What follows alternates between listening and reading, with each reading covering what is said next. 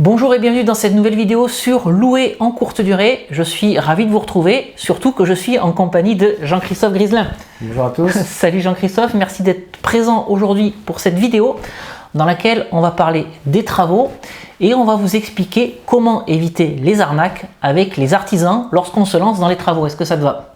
C'est parfait, c'est vrai que moi je rencontre tous les jours, pas tous les jours mais toutes les semaines, des clients qui sont en difficulté du fait des travaux. Ok, et bien écoute, ça se passe tout de suite sur louer en courte durée.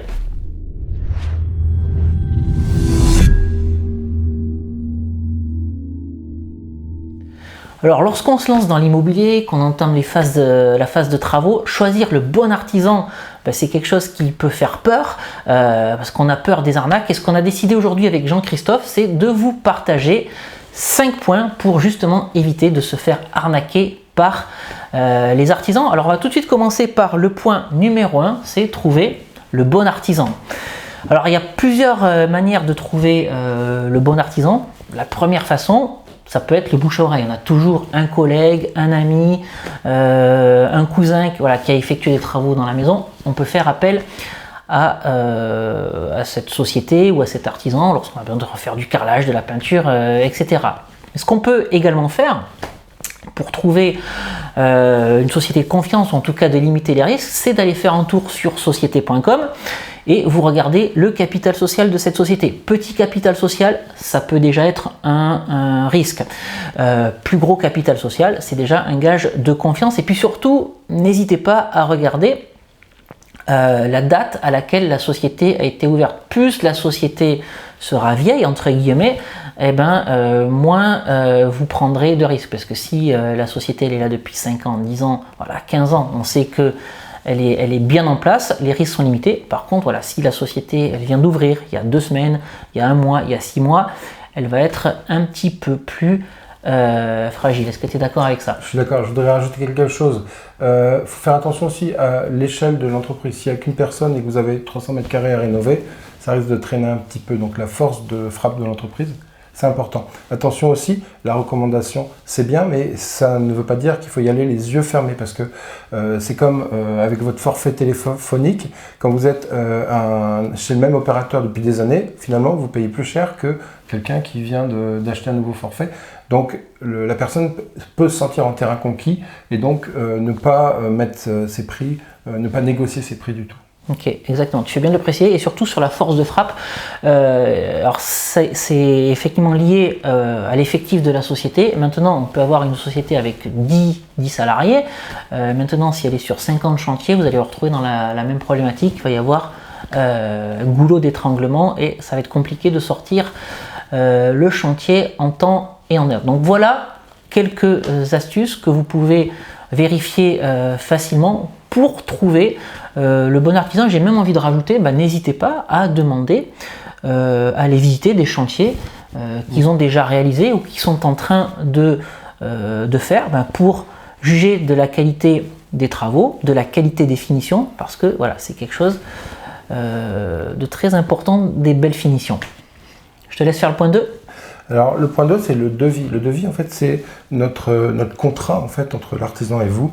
Et c'est le devis qui va faire que le chantier, finalement, se déroule bien parce qu'on aura prévu un maximum de choses. Mais je vois souvent des devis qui sont survolés et où on n'a pas de détails. Et si on n'a pas de détails, on ne peut pas juger, on ne peut pas comparer. Donc pour avoir des devis comparables, l'idée, c'est de mâcher le travail à l'artisan. C'est-à-dire que si vous avez un mur à isoler et repeindre. Si vous dites à l'artisan, moi j'ai 9 mètres carrés de placo à faire, je veux un placo NF et je veux 10 cm d'isolation derrière, c'est clair, c'est facile. L'artisan, il n'a plus qu'à vous chiffrer les linéaires au mètre carré.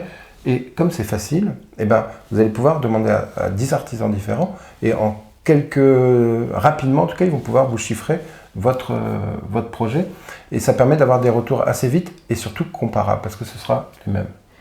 Ok. Ensuite, le devis, il va falloir qu'il soit détaillé main d'œuvre et matière première, puisque si j'ai 100 euros pour effectuer une tâche, si je ne sais pas s'il y a 20 euros de main d'œuvre et 80 euros de camelote ou le contraire, ça ne va pas être le même projet. Voilà. Et ce qui permettra aussi de comparer ce qui est comparable. Le prix de la main-d'œuvre sur un premier devis et le prix de cette même main-d'œuvre sur un second devis. Tout à fait. Après, pensez à la date de début et la date de fin de chantier. C'est obligatoire, il doit toujours avoir une date de début de chantier parce que ça vous permet simplement de vous retourner contre l'artisan ou de le faire se dépêcher s'il est en retard, et même on peut lui demander des indemnités de retard. Donc ça met un peu la pression. Alors peut-être que faire figurer les indemnités de retard sur les devis, c'est pas quelque chose qu'il voudra faire. Maintenant, il faut lui retourner la situation en disant si c'est quelque chose qui devrait pas vous gêner, puisque de toute façon vous êtes censé livrer le chantier dans les délais. Donc ça doit pas être un problème. Ouais. Vous pouvez donner une marge. S'il vous dit j'en ai pour 3 mois, ok, vous marquez 4 mois, le chantier doit être terminé. S'il est honnête, ça ne devrait pas poser de problème. Voilà. Et surtout, ce que disait Jean-Christophe sur le cahier des charges, c'est très très important pour avoir des devis comparables, parce que voilà, vous allez pouvoir vous retrouver avec des devis qui concernent un même chantier. Par contre, les lignes ou les écritures ne seront pas les mêmes sur les devis, donc il faut que vous soyez capable, à la lecture des devis, de remouliner tout ça dans un fichier Excel, enfin peu importe l'outil que vous allez utiliser, pour pouvoir comparer bien précisément, pas seulement la globalité du chantier, mais aussi chacune des lignes, la partie plomberie, la partie électricité, la partie isolation, la partie menuiserie, etc., etc. Pour en revenir à la plomberie notamment, si vous mettez un robinet Grohe ou un robinet Brico Dépôt, c'est pas non plus la même chose, donc c'est important qu'il vous marque la marque de la plomberie, mais aussi du tableau EDF, du tableau électrique, des éléments qu'il vous met, parce que vous, en quelques instants maintenant avec Internet, vous allez voir, vous dites, vous pouvez comparer ce qui vous met, voir si déjà ça correspond au prix que c'est vendu public, pour avoir quelque chose de précis. Donc s'il n'a rien à cacher, ce sera détaillé. Et dites-vous que, en fait, moins c'est détaillé, moins il a étudié votre chantier, et plus il y a une marge d'erreur possible. Et qu'est-ce que vous faites quand il y a une marge d'erreur ? Eh bien, vous prenez, votre marge. Donc, s'il n'est pas sûr de son tarif final, il risque de gonfler le devis pour retomber sur ses pattes à coup sûr. Et ça, malheureusement, il faut aller chercher les devis les plus précis possibles, même si ça demande du temps, même si parfois les devis sont payants. Oui. Et tu fais bien de préciser que le devis doit être détaillé, parce que un devis avec une seule ligne sur un chantier, voilà, c'est juste quelque chose qui n'est pas possible, mais le fait d'avoir un devis détaillé, ça va vous permettre de bien comprendre ce qui va être fait, et surtout d'avoir matière à négociation, par exemple uniquement sur la partie électrique ou uniquement sur la partie plomberie, etc. Exactement. Après, suivi de chantier, comment ça se passe ? Voilà, troisième point de vigilance, le suivi de chantier. Évidemment, c'est pas tout de confier un projet de plusieurs dizaines de milliers d'euros, peut-être même plusieurs centaines en fonction du projet que vous souhaitez lancer. Il va falloir s'assurer ensuite que le chantier respecte un calendrier et des échéances, parce que lorsqu'on se lance dans l'immobilier, on a un impératif derrière, ça s'appelle le crédit immobilier qu'il va falloir rembourser, et puis même si c'est juste pour une résidence principale, on a peut-être envie de quitter sa location pour aller dans la maison, et on n'a peut-être pas envie de superposer un crédit avec un loyer. Bref, il va falloir suivre ce chantier, et là vous avez plusieurs moyens de le faire. Vous pouvez soit faire ça vous-même en allant sur le chantier, par exemple une fois par semaine si vous habitez à proximité. Vous avez aussi la possibilité de déléguer cette prestation. Ça va dépendre de vos compétences en fait, tout simplement, et du temps que vous avez et de chacun en fait. Il n'y a pas deux suivis de chantier qui se ressemblent. On adapte par rapport à ce qu'on a envie à notre projet. Voilà, évidemment, le suivi ne sera pas le même si on rénove totalement un appartement ou si on a juste la peinture des murs, la peinture à refaire. Donc vous pouvez faire ça, vous, à votre échelle. On peut également déléguer ça à un maître d'œuvre. Donc forcément, c'est un coût supplémentaire, mais qui peut être embarqué dans le coût global du projet. Je pense que si le projet est bien monté et rentable au départ, on n'a pas besoin de faire les travaux soi-même, on peut déléguer tout, y compris le maître d'œuvre, si on l'a bien préparé avant. Voilà, et c'est aussi une façon de se rassurer, de faire appel à un maître d'œuvre. Comme tu dis, si on n'a pas des compétences sur les travaux en général, voilà, c'est une façon de se reposer sur quelqu'un. au même titre qu'on pourrait se reposer sur un architecte d'intérieur si jamais on ne sait pas trop comment aménager les volumes et faire un peu de déco. Petite parenthèse sur le courtier en travaux. Qui n'a pas forcément la casquette de suivi de chantier. En fait, il y a un vide juridique, le courtier en travaux, il met en relation artisan et client. Donc, il n'a pas de garantie, sauf certains courtiers qui ont une garantie décennale et qui ont une formation pour suivre des chantiers, ils font les deux. Mais en général, un courtier en travaux, c'est pas quelqu'un qui va suivre vos travaux de façon sécurisante. Tu fais bien de le préciser. On a un autre point de vigilance, je crois. Alors, le paiement. J'ai un client, il a versé 75 000 € au début du chantier, même avant que le chantier commence. C'est énorme. Ouais, c'était 3/4 de son projet. Qu'est-ce qui s'est passé? L'artisan, il n'a pas mis la clé sous la porte, mais ça fait 2 ans, il n'a pas encore fini ses travaux. En plus, on ne sait pas trop ce qu'il a fait, ce qu'il reste à faire comme travaux, parce que le devis avait marqué rénovation 4 ou 5 appartements, une ligne. Ça fait pas beaucoup. Ouais.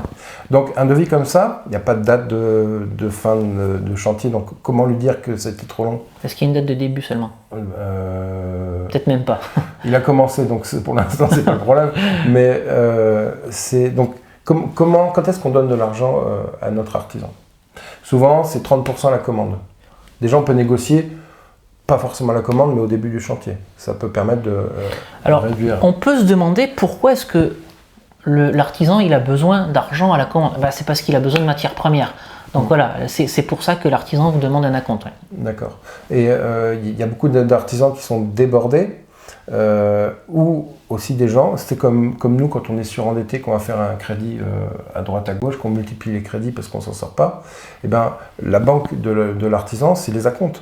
Un artisan qui s'en sort pas, il suffit qu'il dise OK pour 3, 4, 5 chantiers, il touche les acomptes et ça lui permet de sortir la tête de l'eau. C'est humain, je ne suis pas en train de faire un procès aux artisans, mais c'est un phénomène qui explique peut-être pourquoi les artisans sont débordés souvent et qu'ils traînent entre l'acompte et la fin du chantier. Donc généralement, il y a un échéancier de paiement, donc 30% au démarrage du chantier, 40% au milieu et 30% à la livraison. Voilà. Alors très important, ne jamais tout verser avant la livraison. La livraison, c'est vraiment là où on va valider le chantier et tant que c'est pas conforme au devis, au cahier des charges, on verse pas la totalité. Il faut toujours qu'on garde une carotte à la fin, sinon on risque de... Voilà, c'est comme ça qu'on les tient en fait, pour finir les travaux. Voilà. Ok, donc bien penser à faire un échéancier de paiement. Et le 5e point de vigilance pour essayer d'éviter les arnaques, c'est de faire une visite de fin de chantier. C'est exactement ce qu'on vient de dire à l'instant. Une fois que l'artisan vous téléphone pour vous dire ok, c'est fini le chantier, vous pouvez verser ce qui manque sur le devis, donc payer la dernière facture. Attention, on fait la visite de fin de chantier, on vérifie que tout est conforme par rapport au cahier des charges, par rapport au devis et surtout, on fait très très attention aux finitions. Voilà, n'hésitez pas à être pinaillé, à être pointilleux, à pinailler. Vous venez peut-être de lâcher plusieurs dizaines de milliers d'euros, vous êtes en droit d'exiger que tout soit parfait. S'il y a besoin d'un raccord de peinture, si y a un meuble qui est mal monté, s'il y a un impact sur un carreau, voilà, n'hésitez pas à tout signaler. En sachant qu'il y a des choses qu'on va découvrir en habitant le logement. Peut-être qu'en visitant, on ne va pas voir que la chasse d'eau ne fonctionne pas. On va le voir en habitant le logement. Donc, si même on peut faire un petit peu traîner une semaine, qu'on ait pris place dans le lieu pour voir si tout vraiment fonctionne correctement, c'est plus sécurisant pour vous. Voilà. Ok. Est-ce que tu veux rajouter quelque chose, Jean-Christophe? Est-ce qu'on a fait le tour? On n'a pas dit quand même que c'était une question de feeling quand même l'artisan. C'est vrai. Faut qu'on se sente à l'aise. Ouais, j'ai des clients qui ont des problèmes de communication qui ne se sentent pas écoutés. Et ça c'est important. Donc il faut qu'au début ça passe bien pour qu'on soit avec quelqu'un avec qui on puisse donner notre confiance, même si c'est quelqu'un qu'on doit surveiller plus ou moins. il y a quand même une confiance qui doit s'établir. Et voilà, et ce feeling aussi, puisqu'on en est là, la communication, ça passe aussi par la réactivité. Vous avez besoin de réactivité puisque c'est quelqu'un avec qui vous allez travailler. Si déjà le gars ou les gars mettent 1 mois à vous envoyer un devis, sur le premier livrable qu'ils sont censés vous donner, ils sont déjà en retard ou ils prennent du délai. Voilà, c'est pas une bonne entrée en matière, c'est pas une bonne manière de vous donner confiance et l'envie de travailler avec eux. Mais c'est vrai que l'aspect communication est très important. Et puis soyez carré. Moi je parle de feeling, mais par exemple, si vous payez votre artisan au noir, eh bien, déjà en tant qu'investisseur on ne peut pas le déduire, mais aussi on ne peut pas se retourner, on peut rien faire, quoi. Donc je pense que c'est pas la bonne solution. Il faut être le plus carré possible et je pense qu'il vous sera redevable. Vous allez le voir par rapport à sa façon de travailler. Quelqu'un qui est droit, normalement ça le fait. Ok, parfait. Bon, je pense qu'on aurait tout un tas d'autres choses à dire sur les artisans, mais en tout cas là vous avez 5-6 points avec le dernier qu'on vient de rajouter, voilà, pour vous sécuriser et éviter les arnaques lorsque vous vous lancez dans des travaux. Merci Jean-Christophe. Allez, à bientôt, au revoir. Attends, j'ai pas fini.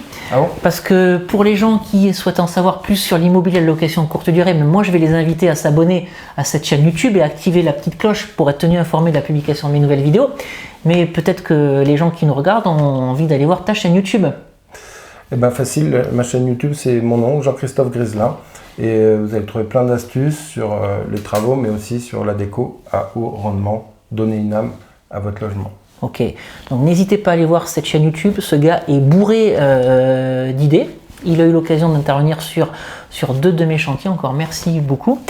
Et puis avant de vous quitter, je vous invite également, si vous ne l'avez pas encore fait, à télécharger mes 2 e-books, Convaincre la banque, mode d'emploi et doubler son salaire avec la location courte durée. Pour les télécharger, vous cliquez sur le i qui vient d'apparaître en haut à droite de cette fenêtre, ou sinon vous avez les liens dans la description juste en dessous de cette vidéo. C'est bon, maintenant tu peux dire au revoir. Allez, merci de nous avoir suivis. À bientôt. Au revoir. Ciao.